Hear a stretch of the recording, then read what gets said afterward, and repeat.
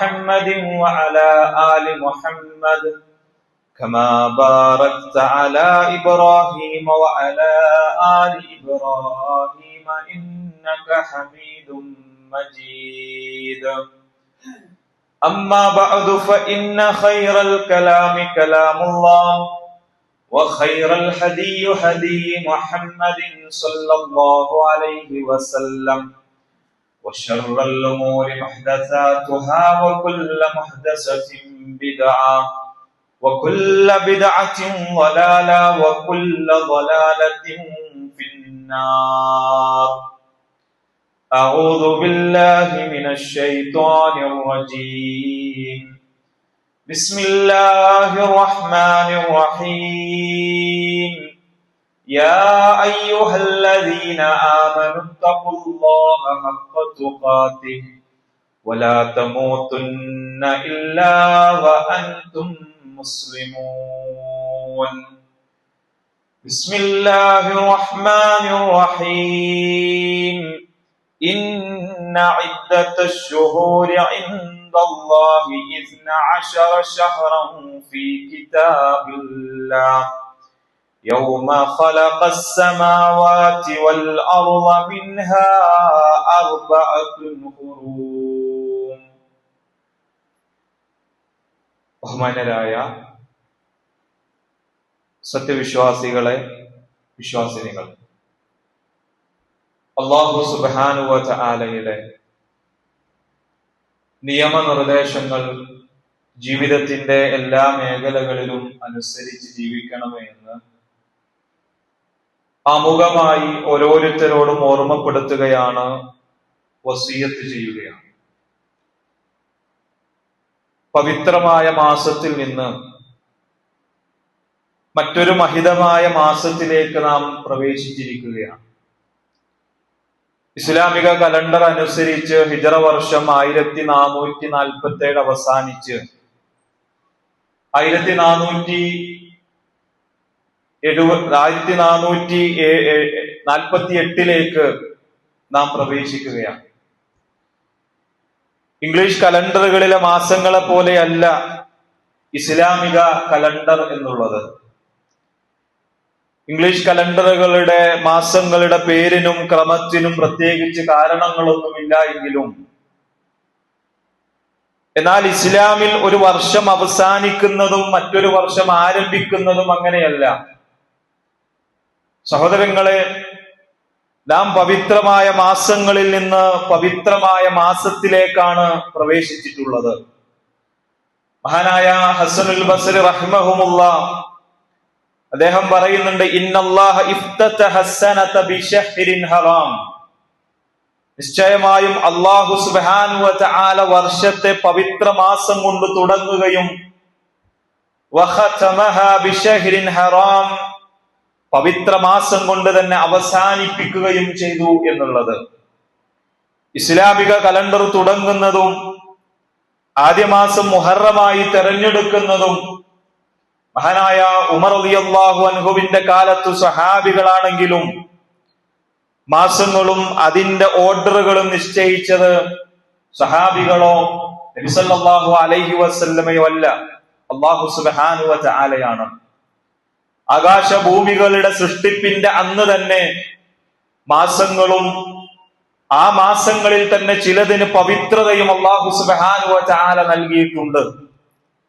ഇന്ന ഇദ്ദത്തശ്ശുഹൂരി ഇൻദല്ലാഹി 12 ശഹ്റ. അല്ലാഹു സുബ്ഹാനഹു വ തആലയുടെ അടുക്കൽ മാസങ്ങൾ 12 ആണ്.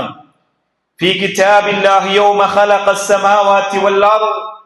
ആകാശഭൂമികൾ സൃഷ്ടിച്ചതു മുതൽ തന്നെ അല്ലാഹു സുബ്ഹാനഹു വ തആല കണക്കാക്കിയതാണ് 12 മാസങ്ങൾ എന്നുള്ളത്. മിൻഹാ 4 ഹുറും. അതിൽ തന്നെ 4 പവിത്രമായ മാസങ്ങളുണ്ട്. ദുൽഖഅദയും ദുൽഹിജ്ജയും മുഹറവും റജബും എന്നിവ ആ പവിത്രമായ മാസങ്ങളാണ് എന്ന് അല്ലാഹു സുബ്ഹാനഹു വ തആല നമ്മെ പഠിപ്പിക്കുന്നത് നമുക്ക് കാണാൻ സാധിക്കും. മഹാനായ റസൂലുള്ളാഹി സ്വല്ലല്ലാഹു അലൈഹി വസല്ലം നമ്മെ പഠിപ്പിച്ചു, الزمان قد استدرت الكهيئة يوم خلق السماوات والأرض. ആകാശഭൂമികളെ സൃഷ്ടിച്ച അന്നത്തെ അതേ അവസ്ഥയിൽ തന്നെ കാലം കറങ്ങിക്കൊണ്ടിരിക്കുന്നു എന്നുള്ളതാണ്. ആ വർഷത്തിൽ 12 മാസങ്ങളാകുന്നു. അവയിൽ 4 പവിത്രമാണ് എന്നും അള്ളാഹുവിന്റെ പ്രവാചക തിരുമേനി സല്ലല്ലാഹു അലൈഹി വസല്ലമ നമ്മെ പഠിപ്പിക്കുന്നത് നമുക്ക് കാണാൻ സാധിക്കും. മഹാനായ ഉമർ റളിയല്ലാഹു അൻഹുവും സഹാബികളും വർഷം തുടങ്ങാൻ നിശ്ചയിച്ച മുഹറം മാസം ധാരാളം ശ്രേഷ്ഠതകൾ ഉണ്ട് എന്ന് നാം മനസ്സിലാക്കുക. നമ്മൾ മുഹറം മാസത്തിലൂടെ കടന്നു പോകുമ്പോൾ ആ മാസത്തിന്റെ പവിത്രതയും ആ മാസത്തിന്റെ ശ്രേഷ്ഠതയും തീർച്ചയായും നാം ഓരോരുത്തരും അറിഞ്ഞിരിക്കേണ്ടതുണ്ട്. അതിലൊന്ന് എന്നുള്ളത് അള്ളാഹുവിന്റെ മാസമാണ് മുഹറം എന്നുള്ളത്. അഫ്ളലുസ് സിയാമു ബഅദ റമളാൻ, റമളാനിന് ശേഷം ഏറ്റവും ശ്രേഷ്ഠമായ നോമ്പ് എന്നുള്ളത് ഷഹറുല്ലാഹിൽ മുഹറം, അത് അള്ളാഹുവിന്റെ മാസമായ മുഹറമിലെ നോമ്പാണ് എന്ന് റസൂലുള്ളാഹി സ്വല്ലല്ലാഹു അലൈഹി വസല്ലമ നമ്മെ പഠിപ്പിക്കുന്നത് സഹോദരങ്ങളെ നമുക്ക് കാണാൻ സാധിക്കും. മാത്രമല്ല പവിത്രമായ മാസങ്ങളിൽ ഒന്നായി അള്ളാഹുവിന്റെ പ്രവാചക തിരുമേനി സല്ലല്ലാഹു അലൈഹി വസല്ലമ എണ്ണിയ മാസമാണ് മുഹറം എന്നുള്ളത്. അതുകൊണ്ട് തന്നെ നാം മനസ്സിലാക്കുക, ഈ മാസത്തിൽ യുദ്ധം ചെയ്യുന്നത് അല്ലാഹു സുബ്ഹാനഹു വ തആല നിരോധിച്ചു. മാത്രമല്ല ഹിജ്റയുള്ള അള്ളാഹുവിന്റെ പ്രവാചക തിരുമേനി സല്ലല്ലാഹു അലൈഹി വസല്ലമയും സഹാബികളും ഹിജ്റക്കുള്ള പ്രധാന ഒരുക്കങ്ങൾ ആരംഭിച്ചത് മുഹറം മാസത്തിലായിരുന്നു എന്ന് ചരിത്രത്തിൽ നമുക്ക് കാണാൻ സാധിക്കും. കലണ്ടർ തുടങ്ങാനുള്ള മാസം നിശ്ചയിക്കുന്ന കാര്യത്തിൽ സഹാബികൾക്കിടയിൽ അഭിപ്രായ വ്യത്യാസമുണ്ടായപ്പോൾ എല്ലാവരും തീരുമാനിച്ചു, നമുക്ക് ഹിജ്റയെ അവലംബിക്കാം. എന്നാണോ പ്രവാചകൻ ഹിജ്റ പോയത്, ആ ഒരു തീരുമാനത്തിൽ അവരെത്തുകയും റസൂലുള്ളാഹി സ്വല്ലല്ലാഹു അലൈഹി വസല്ലമ ഹിജ്റ പുറപ്പെട്ടത് റബീഉൽ അവ്വൽ മാസത്തിലായതിനാൽ അന്ന് മാസം തുടങ്ങാമെന്ന് ചില സഹാബികൾ അഭിപ്രായപ്പെട്ടു. എന്നാൽ ആ റബീഉൽ അവ്വൽ മാസത്തിലാണ് റസൂലുള്ളാഹി സ്വല്ലല്ലാഹു അലൈഹി വസല്ലമ മരണപ്പെട്ട മാസമായതിനാൽ അന്ന് വേണ്ട എന്നുള്ള ചില അഭിപ്രായങ്ങളും സഹാബികൾക്കിടയിൽ ഉണ്ടായി. എന്നാൽ മുഹറം എന്നുള്ളത് റസൂലുള്ളാഹി സ്വല്ലല്ലാഹു അലൈഹി വസല്ലമ ഹിജ്റക്കുള്ള ഒരുക്കങ്ങൾ ആരംഭിക്കുകയും സഹാബികളിൽ ചില ആളുകൾ ഹിജ്റ പോയി തുടങ്ങുകയും ചെയ്ത മാസമാണ് മുഹറം എന്നതിനാൽ എല്ലാവരും മുഹറം മാസത്തെ തിരഞ്ഞെടുത്തു എന്ന് മഹാനായ ഇബ്നു കസീർ റഹിമഹുല്ലാഹ് അദ്ദേഹത്തിന്റെ അൽ ബിദായ വൻ നിഹായയിൽ രേഖപ്പെടുത്തുന്നത് നമുക്ക് കാണാൻ സാധിക്കും. അപ്പോൾ ഹിജ്റക്കുള്ള ഒരുക്കങ്ങൾ തുടങ്ങി എന്നുള്ള ആ ഒരു കാര്യം കൊണ്ട് തന്നെയാണ് അള്ളാഹുവിന്റെ പ്രവാചകനും അല്ലെങ്കിൽ മഹാനായ ഉമർ റളിയല്ലാഹു അൻഹും സഹാബികളും ആ മാസത്തെ കലണ്ടർ തുടങ്ങാനുള്ള മാസമായി തെരഞ്ഞെടുത്തത് എന്ന് ചരിത്രം നമ്മെ പഠിപ്പിക്കുന്നുണ്ട്. മാത്രമല്ല സഹോദരങ്ങളെ, മൂസാ നബി അലൈഹി വസ്സലാമയും സംഘവും ഫിറഔനിൽ നിന്നും രക്ഷപ്പെട്ടത് മുഹറം 10 എന്ന് റസൂലുള്ളാഹി സ്വല്ലല്ലാഹു അലൈഹി വസല്ലമ നമ്മെ പഠിപ്പിക്കുന്നത് നമുക്ക് കാണാൻ സാധിക്കും. ഖദിമൻ നബി സ്വല്ലല്ലാഹു അലൈഹി വസല്ലം അൽ മദീനതു ഫഅറാഉൽ യഹൂദ തസൂമു യൗമ ആശുറ. റസൂലുള്ളാഹി സ്വല്ലല്ലാഹു അലൈഹി വസല്ലമ മദീനയിലേക്ക് എത്തിയപ്പോൾ അവിടെ ഉണ്ടായിരുന്ന ജൂത സമൂഹം ആശുറ ദിനത്തിൽ അഥവാ മുഹറം 10 നോമ്പെടുക്കുന്നത് റസൂലുള്ളാഹി സ്വല്ലല്ലാഹു അലൈഹി വസല്ലമ കാണുന്നുണ്ട്. പ്രവാചകൻ ചോദിക്കുന്നുണ്ട്, മഹാദ, എന്താണത്? എന്താണ് അവർ നോമ്പെടുക്കാൻ കാരണം? അവരുടെയുള്ള ആളുകൾ പ്രവാചകനോട് പറഞ്ഞു, ഹാദാ യൗമു സാലിഹുൻ, ഇതൊരു പവിത്രമായ ഒരു മാസമാണ്. എന്തുകൊണ്ടാണ്? ഹാദാ യൗമുൻ നജല്ലാഹു ബനി ഇസ്രായീൽ, ബനി ഇസ്രായേലിലെ അല്ലാഹു സുബ്ഹാനഹു വ തആല രക്ഷപ്പെടുത്തിയ ദിവസമാണ് മുഹറം 10 എന്നുള്ളത്. അതുകൊണ്ട് അന്നത്തെ ആ ഒരു പവിത്രത കണക്കിലെടുത്ത് അല്ലെങ്കിൽ അന്നത്തെ ആ ഒരു സന്തോഷം കണക്കെടുത്താണ് ജൂതന്മാരായിട്ടുള്ള ആളുകൾ നോമ്പനുഷ്ഠിക്കുന്നത് എന്ന് റസൂലുള്ളാഹി സ്വല്ലല്ലാഹു അലൈഹി വസല്ലമയോട് അവിടുത്തെ ആളുകൾ പറഞ്ഞു. അവിടെ റസൂലുള്ളാഹി സ്വല്ലല്ലാഹു അലൈഹി വസല്ലമ കൊടുക്കുന്ന മറുപടി, ഫഅനാ അഹഖു ബിമൂസാ മിൻകും, ഞാനാണ് മൂസയോട് ഏറ്റവും അടുത്തവൻ. അതുകൊണ്ട് ആ ഒരു നോമ്പ് അങ്ങനെ അതിനായി അള്ളാഹുവിന്റെ പ്രവാചകൻ ആ മുഹറം 10 നോമ്പെടുക്കാൻ സഹാബികളോട് കൽപ്പിക്കുകയും ചെയ്തു എന്ന് ചരിത്രം നമ്മെ പഠിപ്പിക്കുന്നത് സഹോദരങ്ങളെ കാണാൻ സാധിക്കും. മാത്രമല്ല റമദാൻ കഴിഞ്ഞാൽ മുഹറം മാസത്തിലെ നോമ്പുകളാണ് ഏറ്റവും ഉത്തമമായ നോമ്പുകൾ എന്ന്, ശ്രേഷ്ഠമായ നോമ്പുകൾ എന്ന് റസൂലുള്ളാഹി സ്വല്ലല്ലാഹു അലൈഹി വസല്ലമ നമ്മെ പഠിപ്പിക്കുന്നുണ്ട്. മഹാനായ ഇബ്നു റജബുൽ ഹംബലി റഹിമഹുല്ലാഹ് അദ്ദേഹം പറയുന്നുണ്ട്, അല്ലാഹു സുബ്ഹാനഹു വ തആല വർഷം ആരംഭിക്കുകയും അവസാനിപ്പിക്കുകയും ചെയ്തത് പവിത്രമായ മാസങ്ങൾ കൊണ്ടാണ്. അല്ലാഹുവിങ്കൽ റമദാനിന് ശേഷം മുഹറത്തേക്കാൾ മഹത്വമേറിയ മറ്റൊരു മാസമില്ല എന്ന് അദ്ദേഹത്തിന്റെ കിതാബിൽ രേഖപ്പെടുത്തുന്നത് നമുക്ക് കാണാൻ സാധിക്കും. റസൂലുള്ളാഹി സ്വല്ലല്ലാഹു അലൈഹി വസല്ലമ പഠിപ്പിച്ചു, അഫ്ളലുസ് സിയാമി ബഅദ റമദാൻ, റമദാനിന് ശേഷം ഏറ്റവും ശ്രേഷ്ഠമായ നോമ്പ് എന്നുള്ളത് ശഹ്റുല്ലാഹിൽ മുഹറം, അത് മുഹറം മാസത്തിലെ നോമ്പാണ് എന്ന് റസൂലുള്ളാഹി സ്വല്ലല്ലാഹു അലൈഹി വസല്ലമ പഠിപ്പിക്കുന്നത് നമുക്ക് കാണാൻ സാധിക്കും. സഹോദരങ്ങളെ, അങ്ങനെ ആ 10-ാമത്തെ മുഹറം 10-ന് നോമ്പെടുക്കാൻ റസൂലുള്ളാഹി സ്വല്ലല്ലാഹു അലൈഹി വസല്ലമ കൽപ്പിക്കുകയും എന്നിട്ട് പ്രവാചകൻ ഏറെ ശ്രേഷ്ഠതയുള്ള ഒരു വർഷത്തെ ചെറുപാപങ്ങൾ പുറത്തു കിട്ടുന്ന നോമ്പാണ് എന്ന ആ നോമ്പിനെ കുറിച്ച് റസൂലുള്ളാഹി സ്വല്ലല്ലാഹു അലൈഹി വസല്ലമ നമ്മെ പഠിപ്പിക്കുന്നു. അസ്സിയാമു യൗമ ആശുറ, ആ യൗമ ആശുറയിലെ അഥവാ മുഹറം 10-ലെ ആ ഒരു ദിവസത്തെ നോമ്പ് എന്നുള്ളത് അഹ്തസിബു അലല്ലാഹി അയ്യുകഫിറ സനതല്ലതി ഖബ്ലഹു, ഒരാളുടെ കഴിഞ്ഞുപോയ ഒരു വർഷത്തെ പാപങ്ങൾ പൊറുക്കപ്പെടുമെന്ന് അതിന്റെ ശ്രേഷ്ഠതയായി, അതിന്റെ പുണ്യമായി റസൂലുള്ളാഹി സ്വല്ലല്ലാഹു അലൈഹി വസല്ലമ നമ്മെ പഠിപ്പിക്കുന്നത് സഹോദരങ്ങളെ നമുക്ക് കാണാൻ സാധിക്കും. മുഹറം 9-ന്റെ താസ്വാഇലെ നോമ്പിനെ കുറിച്ച് റസൂലുള്ളാഹി സ്വല്ലല്ലാഹു അലൈഹി വസല്ലമ നമ്മെ പഠിപ്പിച്ചു. നബി സല്ലല്ലാഹു അലൈഹി വസല്ലമ മുഹറം 9-ന് നോമ്പ് അനുഷ്ഠിച്ചിട്ടില്ല. എന്നാൽ ഈ ഒരു നോമ്പ് അനുഷ്ഠിക്കുന്നത് നബി സല്ലല്ലാഹു അലൈഹി വസല്ലമയുടെ സുന്നത്തിനെ മുറുകെ പിടിക്കലാണ്.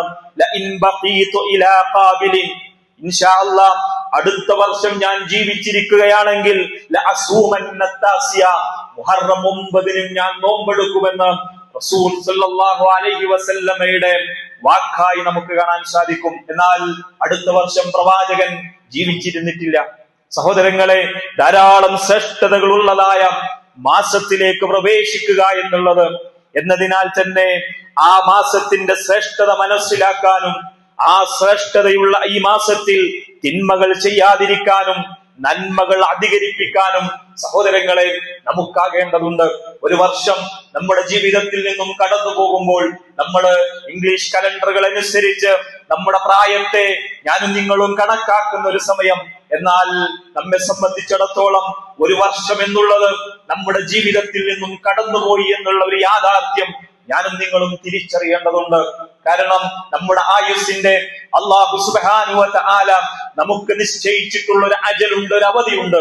ആ അവധിയിലേക്ക് നാം എത്തപ്പെടുന്നു എന്നുള്ളത് റബ്ബ് സുബ്ഹാനഹു വ തആല ഇത്രാമത്തെ വയസ്സിൽ അല്ലെങ്കിൽ ഇത്ര ആയുസ് വരെ ജീവിച്ചിരിക്കാനുള്ള ഒരു അവസരം അല്ലാഹു സുബ്ഹാനഹു വ തആല നമുക്ക് നൽകുമ്പോൾ അതിൽ നിന്ന് അല്ലാഹു സുബ്ഹാനഹു വ തആല ഒരു വർഷം കൂടി നമ്മുടെ ജീവിതത്തിൽ നിന്ന് സഹോദരങ്ങളെ നമ്മുടെ ജീവിതത്തിൽ നിന്നും എടുത്തു കൊണ്ടുപോകുമ്പോൾ അവിടെ ചിന്തിക്കാൻ നമുക്കാകണം, ഇനി എത്ര കാലം ഈ ലോകത്തുണ്ട് എന്നുള്ളത്, എന്താണ് എനിക്ക് ചെയ്യാൻ സാധിച്ചിട്ടുള്ളത് എന്നുള്ളത്, ഏത് രൂപത്തിൽ എന്റെ പ്രവർത്തനങ്ങളെ നന്നാക്കാൻ എനിക്ക് സാധിച്ചിട്ടുണ്ട് എന്നുള്ള ഒരു ചിന്തയാണ് സഹോദരങ്ങളെ നമ്മുടെ ജീവിതത്തിലേക്ക് ഉണ്ടാകേണ്ടത്.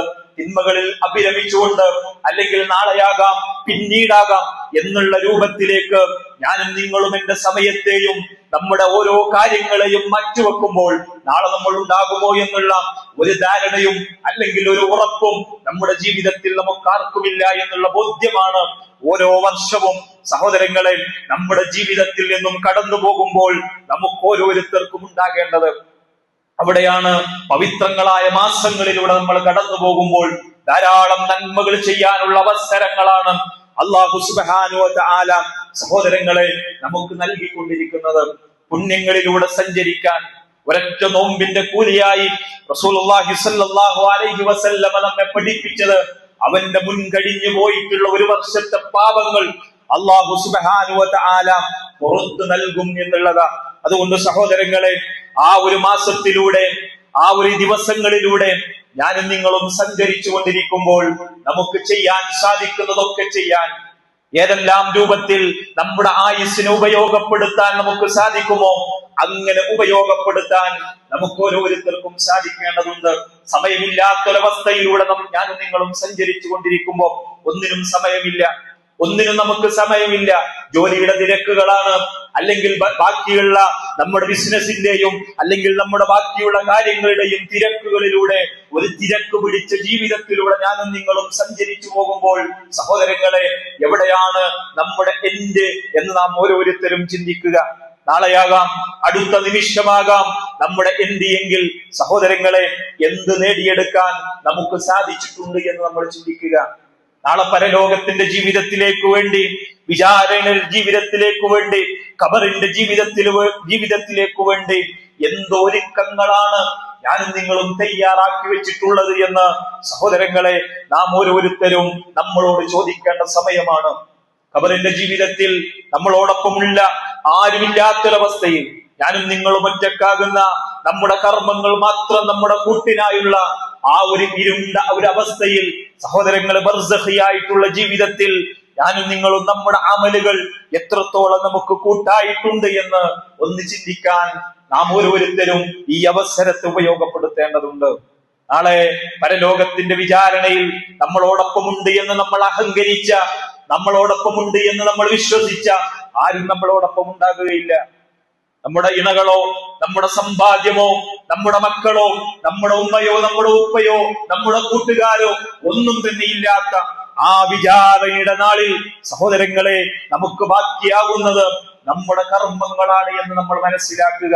നമ്മുടെ നിസ്കാരങ്ങൾ നാളെ റബ്ബിന്റെ കോടതിയിൽ നമുക്ക് വേണ്ടി സാക്ഷി പറയുന്ന, നമ്മുടെ ഖുർആൻ പാരായണങ്ങളിൽ നാളെ റബ്ബിന്റെ കോടതിയിൽ നമുക്ക് വേണ്ടി ശഫാഅത്ത് നടത്തുന്ന ഖുർആൻ പാരായണങ്ങൾ നമുക്കുണ്ടോ എന്ന് ഞാനും നിങ്ങളും ചിന്തിക്കുക. നമ്മുടെ ദാനധർമ്മങ്ങളിൽ, നമ്മുടെ സമ്പത്തിൽ, എത്ര സമ്പത്ത് നാം നേടിയെടുത്ത നമ്മുടെ സമ്പത്ത് നാളെ അള്ളാഹുവിന്റെ കോടതിയിൽ നമുക്ക് വേണ്ടി വാദിക്കാൻ ഉണ്ടാകുമെന്ന് സഹോദരങ്ങളെ ചിന്തിക്കേണ്ട അവസരമാണ് ഈ ഒരു സമയം എന്നുള്ളത്. ഓരോ വർഷവും, ഓരോ സമയവും, ഓരോ സെക്കൻഡുകളും, ഓരോ മിനിറ്റുകളും, ഓരോ മണിക്കൂറുകളും നമ്മുടെ ജീവിതത്തിൽ നിന്ന് ഇങ്ങനെ കടന്നു പോകുമ്പോൾ സഹോദരങ്ങളെ, അതൊക്കെ ഇങ്ങനെ എനിക്ക് നഷ്ടപ്പെട്ടുകൊണ്ടിരിക്കുന്ന, ഒരിക്കലും എനിക്ക് അതിലേക്ക് തിരിച്ചു പോകാൻ സാധിക്കാത്ത അവസരങ്ങളാണല്ലോ എന്നുള്ള പേടിയാണ് സഹോദരങ്ങളെ നമ്മുടെ ജീവിതത്തിൽ ഉണ്ടാകേണ്ടത്. ഓരോ അനുഗ്രഹങ്ങളെയും ഞാനും നിങ്ങളും ഏറ്റുവാങ്ങുമ്പോൾ പടച്ചവനെ, ഈ അനുഗ്രഹങ്ങൾക്ക് റബ്ബിന്റെ കോടതിയിൽ ഞാൻ ഉത്തരം പറയേണ്ടി വരുമല്ലോ എന്നുള്ള ചിന്തയാണ് സഹോദരങ്ങളെ നമ്മുടെ മനസ്സകങ്ങളിൽ ഉണ്ടാകേണ്ടത്. വിശന്ന് ഏറ്റവും വിശപ്പിന്റെ കാഠിന്യം കൊണ്ട് ഉറങ്ങാൻ കഴിയാതെ അബൂബക്കർ സിദ്ദീഖ് റളിയല്ലാഹു അൻഹു, ഉമർ റളിയല്ലാഹു അൻഹു ഇറങ്ങി നടക്കുക രാത്രിയിൽ. എന്താണ് അവരുടെ ഉറക്കത്തെ തടസ്സപ്പെടുത്തിയത്? വിശപ്പാണ്. ഒന്നും കഴിച്ചിട്ടില്ല. ആ വിശപ്പിന്റെ കാഠിന്യം ഉറങ്ങാൻ സാധിക്കാതെ രാത്രിയുടെ അന്ത്യയാമങ്ങളിൽ അവരിങ്ങനെ ഇറങ്ങി നടക്കുന്ന സമയത്തതാ അവിടെ നിന്ന് റസൂലുള്ളാഹി സ്വല്ലല്ലാഹു അലൈഹി വസല്ലം കടന്നു വരിക.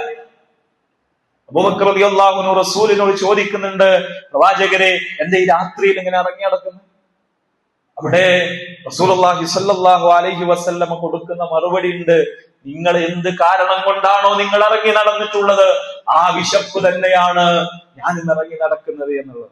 ഒരു സഹാബി കാണുകയും റസൂലുള്ളാഹി സ്വല്ലല്ലാഹു അലൈഹി വസല്ലമയെയും ഉമറിനെയും അബൂബക്കർ റളിയല്ലാഹു അൻഹുവിനെയും അദ്ദേഹത്തിന്റെ വീട്ടിലേക്ക് ക്ഷണിച്ച് അവിടെ ഉണ്ടായിരുന്ന ഭക്ഷണം റസൂലുള്ളാഹിന്റെ മുമ്പിലേക്ക് വെക്കുമ്പോൾ റസൂലുള്ളാഹി സ്വല്ലല്ലാഹു അലൈഹി വസല്ലം ഉമർ റളിയല്ലാഹു അൻഹുവിനോട് കൊടുക്കുന്ന മറുപടി ഉണ്ട്, ഉമറേ, ഈ ഒരു കാര്യത്തിന് നാളെ റബ്ബിന്റെ കോടതിയിൽ നീ ഉത്തരം പറയേണ്ടി വരും.